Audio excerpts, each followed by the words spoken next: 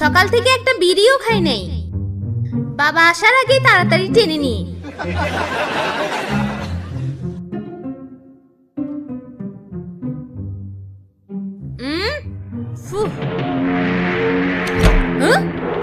Luka ওই খাটের নিচে কি লুকাইছ?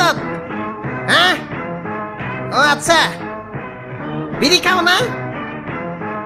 16 টাকার বেনসন না?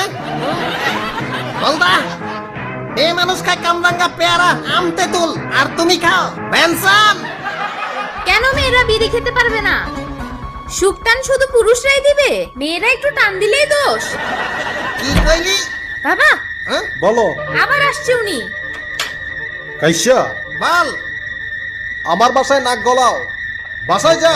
তোর মতো বলার দাঁত দেখেই তো তোর মাইয়া লুকাই লুকাই বেনসন খায়। কি? যেমন বাপ তেমন মাইয়া, ফালতু। তুমি বেনসন খাও?